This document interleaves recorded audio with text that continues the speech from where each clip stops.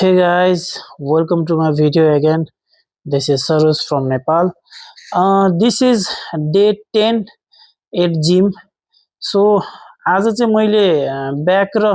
ट्राइसेप्सको workout गरेँ फेरि पनि आज मेरो ब्याक र ट्राइसेप्सको वर्कआउट थियो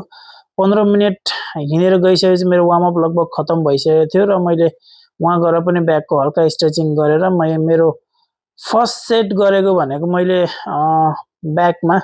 टी बार र 3 सेट 12 10 एन्ड 8 रेपिटेसन अनि सेकेन्ड एक्सरसाइज मैले 25-25 केजी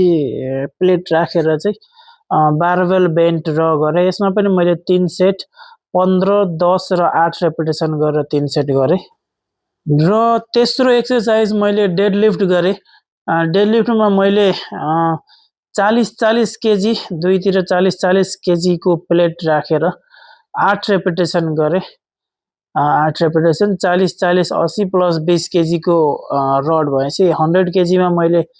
8 रेपिटेसन गरेँ त्यसपछि मैले डेडलिफ्टमा अलिकति 15-15 केजीको प्लेट दुईतिर राखेर फेरि मैले डेडलिफ्ट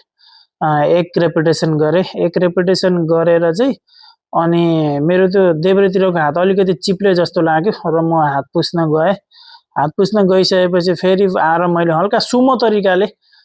खुट्टालाई चाहिँ अलिकति वाइड ग्रिपमा राखेर फेरि मैले त्यसमा 2 सेट गरेँ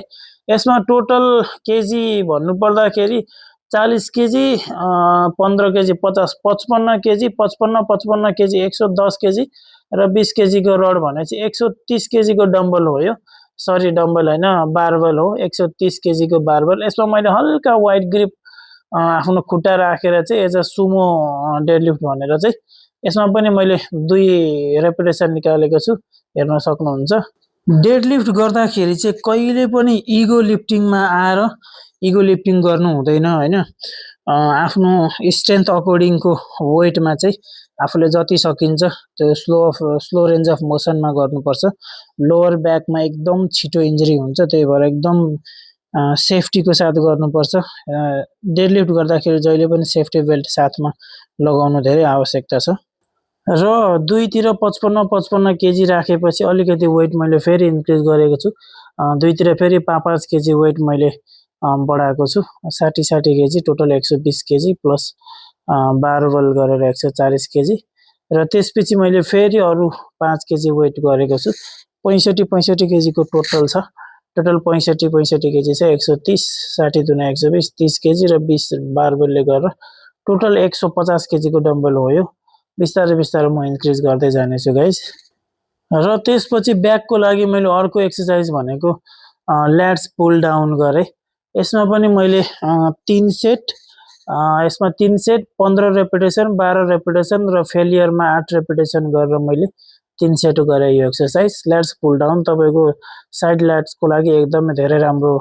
इफेक्टिभ एक्सरसाइज हो यो र त्यसपछि मैले ब्याकको अर्को एक्सरसाइज गरेको भनेको सिटेड पुल ओभर हो यो सिटेड केबल पुल ओभर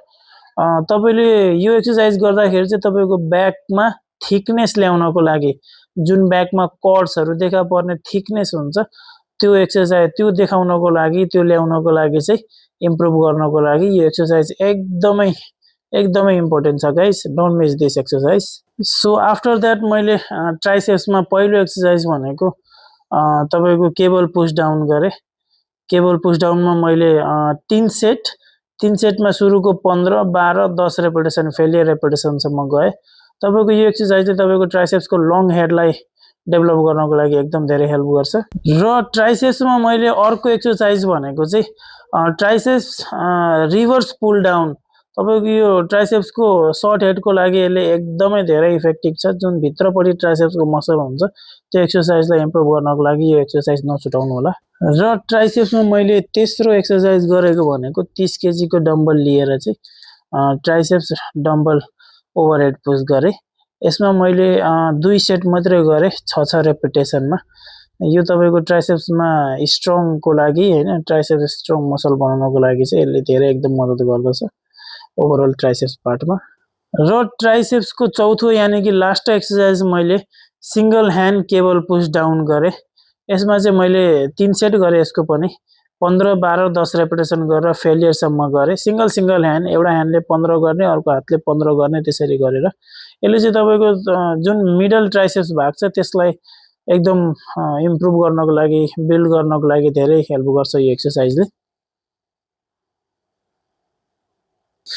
र लास्टमा चाहिँ मैले 3 सेटसम्म 7 7 8 8 रेपिटेसन गरेर चाहिँ चिनअप्स गरे यसलाई पुलअप्स पनि भनिन्छ हेभिङ पनि भनिन्छ यो चाहिँ तपाईको ओभरअल ब्याक मसलको लागि ब्याकमा थिकनेस देखि साइज गेनिङको लागि सम्मको लागि एकदम राम्रो भएको कारणले चाहिँ मैले यो लास्टमा पुलअप्स एक्सरसाइज गरे र ब्याक र ट्राइसेप्सको एक्सरसाइज फिनिश गरिसकेपछि डेली रुटिनमा म जहिले पनि पोजिङहरु गर्ने गर्छु ताकि डेली प्रोग्रेसिभको लागि यसरी मैले डबल ल्याट्स सो गरे यो पोजिङ गरे तपाईको एक्सरसाइज सकेपछि जहिले पनि आफ्नो मसललाई चाहिँ टाइट लिएर नजानु होला त्यसलाई रिलिज गरेर स्ट्रेचिङ गरेर मात्रै त्यहाँबाट निस्किनु होला जिमबाट निस्किनु होला फास्ट रिकभरको लागि I hope guys you like my video. If you like my video, follow for more, subscribe my channel, stay connected with me. आशा गर्दछु हजुरहरुलाई मेरो भिडियो राम्रो लाग्यो र केही काममा पनि लाग्यो होला केही काम आयो होला यदि मलाई त्यस्तो केही सल्लाह सुझाव दिनु छ भने कमेन्ट बक्समा कमेन्ट गरिदिनु होला र कुन पार्ट्सको चाहिँ बडी पार्ट्सको एक्सरसाइज हजुरहरुलाई चाहिएको छ या त हेर्न चाहनुहुन्छ कमेन्ट गरेर बताइदिनु होला म नेक्स्ट टाइम त्यही बडी पार्ट्सको एक्सरसाइज गरेर देखाउने छु भिडियो बनाएर हाल्ने छु यदि डाइटहरु सम्बन्धी गेनिङ डाइटहरु सम्बन्धी पनि केही जान्नु छ भने भन्नु होला guys see you in the next video